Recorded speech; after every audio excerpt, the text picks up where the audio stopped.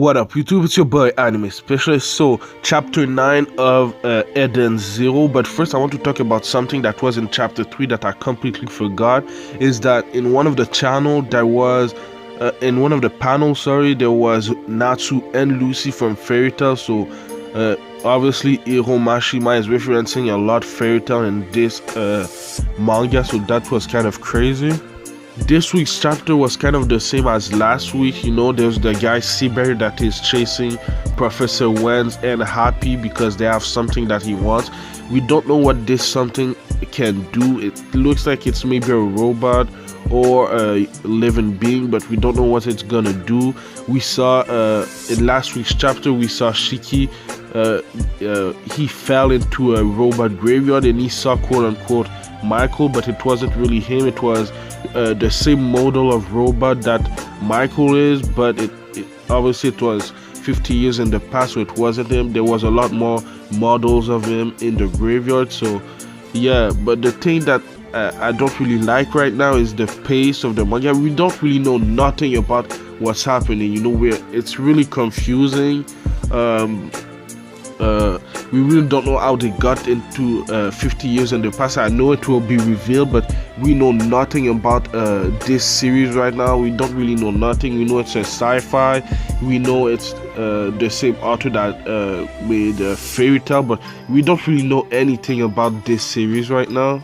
But let's skip a little bit ahead. The girl named Rebecca, the quote-unquote Lucy clone, was fighting the Foot Brothers, and this part was kind of funny. I have to admit, the Foot Brothers, they're loving the legs of Rebecca, so that was kind of creepy. So for me it was funny because they weren't even fighting her anymore. They just wanted to see her legs, her heels and everything, so that part for me was kind of funny.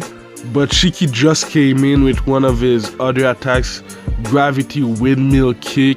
It just destroyed them, and he beat them with one hit, so they weren't that strong.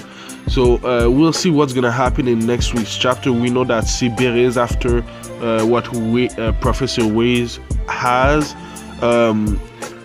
We saw at the end of the chapter that Shiki just kicked him out of his like Lex Luthor suit. I'm saying Lex Luthor because it's a freaking big suit.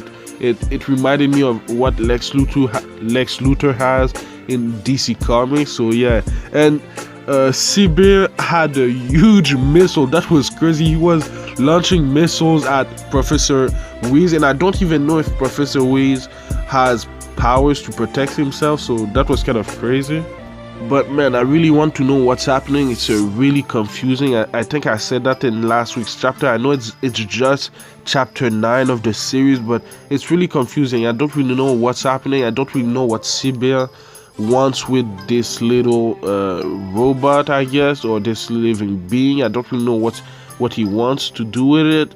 We don't know anything. So let me know what you thought about this week's chapter in the comments down below. Let me know what you thought about my review. I'm kind of new to this with manga reviews.